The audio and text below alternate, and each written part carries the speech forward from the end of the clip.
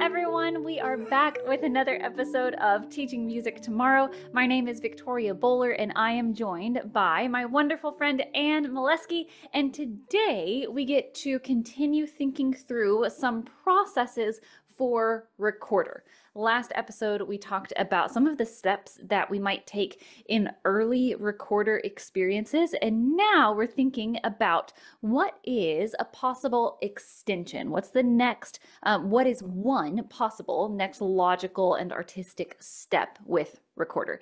Anne, is there anything that you want to say before we jump in?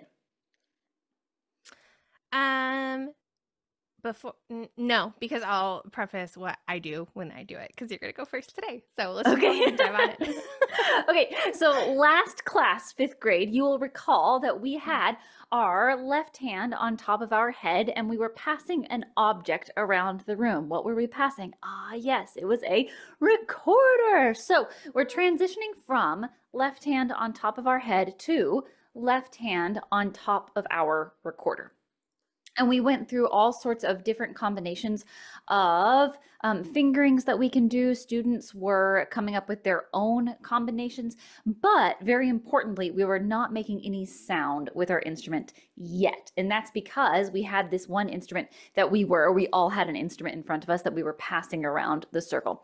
So obviously we're not playing. Now let's think about some ways that we can use our recorder as an integrated part of the music curriculum. And that is, you'll recall a conversation that we had last episode about how are we going to treat this instrument in a general music setting. So I have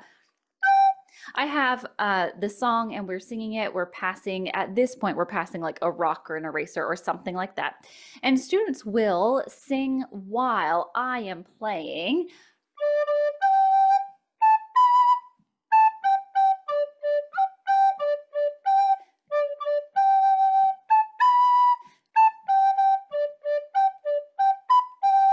So I am playing the song as they are passing. At some point with this song, I want students to have the opportunity to actually play. And so after we've gone through and done some work around how to actually make a sound, or we'll talk about we'll talk about slow air and things like that, I'm going to have students just sing the song in their head while they keep a steady beat with 3 fingers down. So it'll sound like...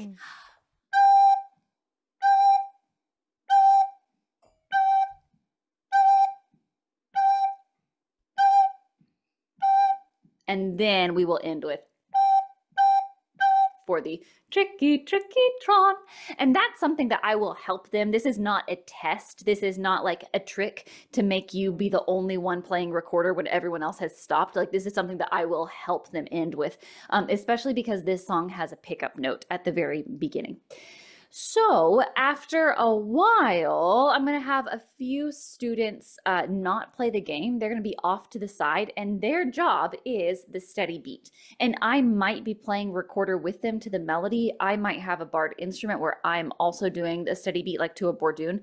But these students off to the side, their job is just G on a steady beat while we sing the song and play the game. And then those students choose their replacement. I have another set of 4 people over here with me, and we go through that. And that's enough as well. Just getting a tone and trying not to squeak. Yeah. When we are good with that, we have some ostinato rhythmic building blocks that we can do. So Anne, I will have you be my echo. We're just speaking. Here I go. Lemon. Lemon. Lime. Lime. Tangerine. Tangerine. Great. Lemon, tangerine. Lemon, tangerine. Great. So now I'm going to pick up my recorder. I have 3 fingers down and I'm going to say lemon, tangerine. I'll ask you to be my echo. Here I go.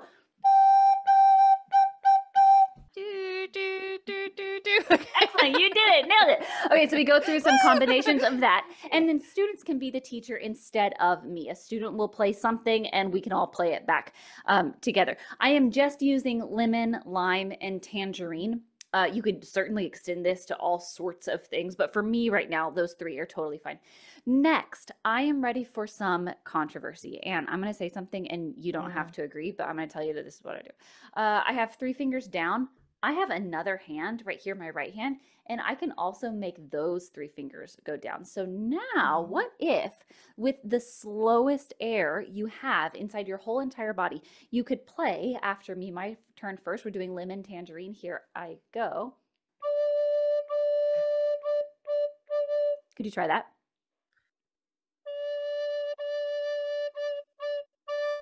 Yeah, it's almost like you have that lemon and you're just like trying to hand it to the person right next to you, not like throw it across the room, but your air just needs to last that long. It needs to reach from you to that person right next to you.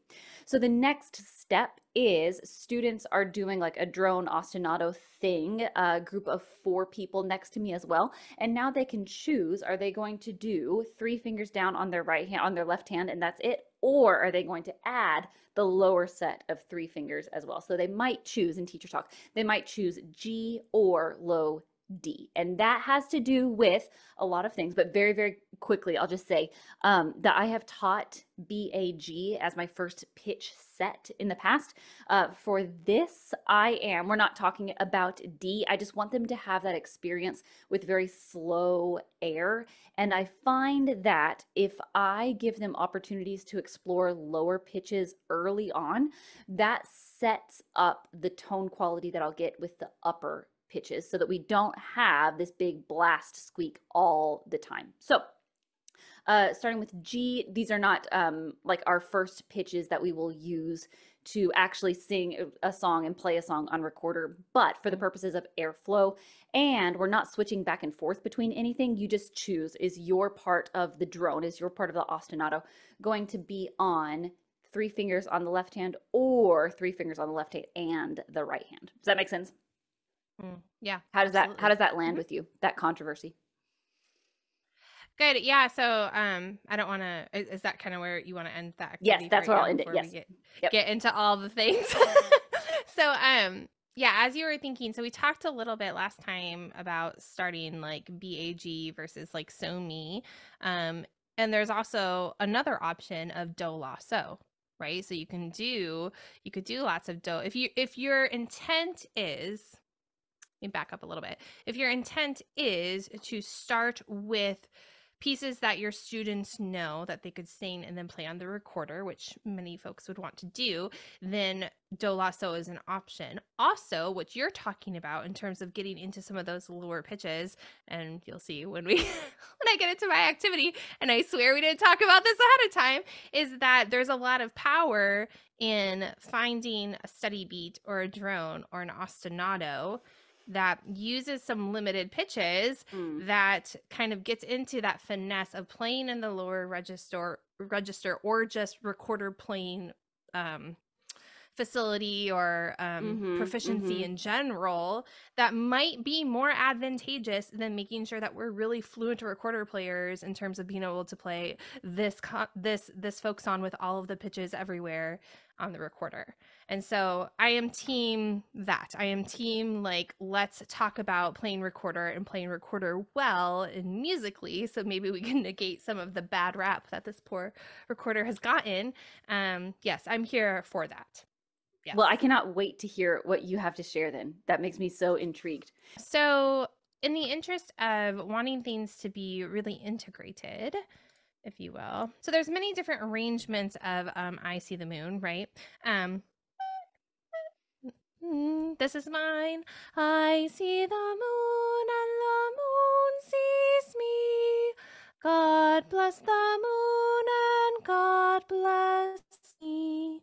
Okay, so this is, I'm going to kind of talk around this activity because there are many different ways that you can approach it. So, say for example, I did want my students to be able to play this entire law-based pentatone. And be able to move up and down and all around. So maybe we start with just like some echoing of do, do, la, and fingering back and forth. Do, re, mi, and then mi, mi, so.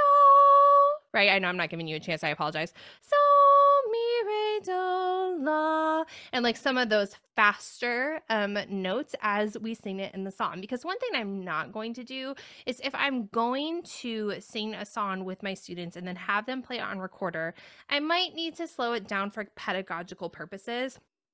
But I am more interested in practicing like some echo imitation with shorter patterns that get some of that facility down, and then getting it back into context, instead of just like hammering the song as slow as I can and then speeding it up gradually. That's just a personal preference. There's maybe that's a different conversation we can have about that in particular approach. But anyway, so that's one thing that you could do, and then you could get them to play the song really, really beautifully.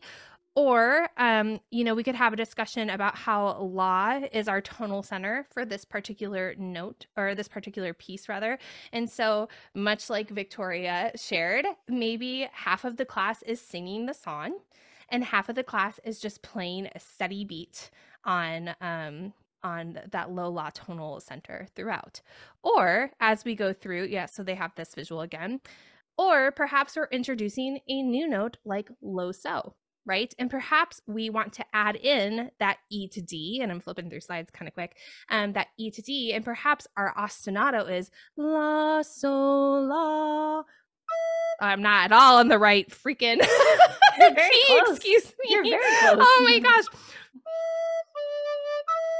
La, sol, la, right? So maybe that's the way that we approach using the recorder in this context, right? So the material, and I guess the reason I kind of want to talk around this and maybe have more of a discussion, particularly because your lesson was very similar to what I was going to share, is this idea that the actual song or the actual game that we're playing doesn't have to be what is played on the recorder. The extension, or like the tonal center, and like because often I would assume that the type of material our students are able to sing and speak is much more advanced than what they can do on the recorder, right? Like they can sing a full whatever versus they can play BAG on the recorder. And so if we can add something kind of slowly, like a lola, a losa, like an E, like a D, as we are doing these activities, then they can feel like they're adding in an extra layer,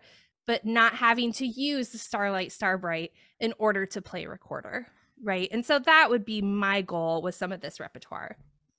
Yes, absolutely. So that's one of the things that can be challenging when we start. Like, if we are just singing a song, if you take like, oh, I don't know, Itsy Bitsy Spider, like take a very basic kindergarten level song, big air quotes, kindergarten level song, and say, well, that's a kindergarten song, so it should be very easy. And actually, if you were to hand a recorder to a fourth grader and say, play Itsy Bitsy Spider, like even a kindergarten level song is way too advanced. And so the question is, how can we take what is musically appropriate in terms of just the facilitation of the instrument, like from a mechanism standpoint? How can we take what is musically developmentally appropriate and then interest level developmentally appropriate? Where are the options to like come in to the activity from a lot of different angles, so that we are not stuck with hot cross buns, playing hot cross buns over and over and over and over and over. And that's the only thing we ever do with hot cross buns, is play it in unison, right? You're describing a lot of different pathways to get to all of this different repertoire. Yeah, and when we talk about recorder, I mean, if we're adding it in third, fourth, and fifth grade after we've had our students since kindergarten, we're kind of approaching recorder from this older beginner mindset, right? Yes. We're approaching it from like this, okay, like my kids do know all of this, but I have to take like 10 steps back to get them back, in air quotes again, right? To get them where I want them to be on the recorder. Well, no, not necessarily, because they know ostinato, they know atonal, depending on where you are in your sequence and what you choose to teach. They know these things, at least in my classroom. So by adding in those layers, again, like that's from that, it's the same way I would approach like the first year I have a third grade class for the first time, right? Like I'm not going to go back to just so me songs, not that I just sing so me in kindergarten, but I'm not going to go back to those things and start there. I'm going to find ways to layer them so that the material stays interesting to those older kids. And again, we're talking about an integrated approach. We do the same thing with barred instruments, right? Like when we Yes. do Itsy Bitsy Spider in kindergarten, we're not playing the melody of Itsy Bitsy Spider Yeah. with, 5 and 6 year olds, right? We're like exploring how the spider traveled up and then down, right? We're doing a lot of stuff that gets them playing and that gets the mechanism of playing down with repertoire that's age appropriate, but in a way that is accessible. And I think what you just shared is a really beautiful way to make some of this repertoire really, really accessible. You know what I mean? Yeah.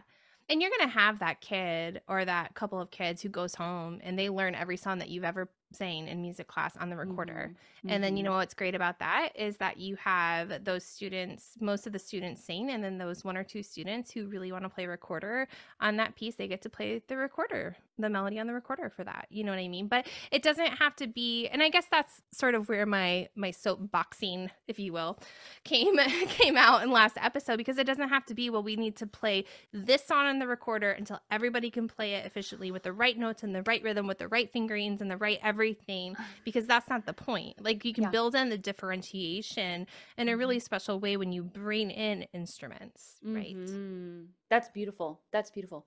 Yeah. So if recorder feels a little bit stale, like we're doing the like Mhm. one song at a time and everybody plays the melody until we're ready to move on, that kind of thing, you're saying that we can think through other ways to approach the song that is not just unison melody. You're describing different things we Yes. can do with part work. So whether it be adding a bordune that we are playing on the recorder, or doing some ostinati that we are using. In our last class, you had us doing some echoing back and forth. We can approach like adding a layer of part work and then adding a layer of student choice is like a breath of fresh air just across the board, but especially in a new instrument like recorder. Yeah. Awesome. Great. So hopefully this felt different, I hope, than people were expecting when they saw recorder sort of in the title. It took on like a beautiful unfolding, if you will. So if you're interested in all of this, and you want to see some of the slides that were put together, and some of the sequencing and some of the rep, in addition to a little special classroom management something that we will be sharing, you can head to our website at teachingmusictomorrow.com and put in your email completely free. You'll get access to this as well as the last series we did with kindergarten if you haven't already snagged that. And otherwise, we will see you in the next episode.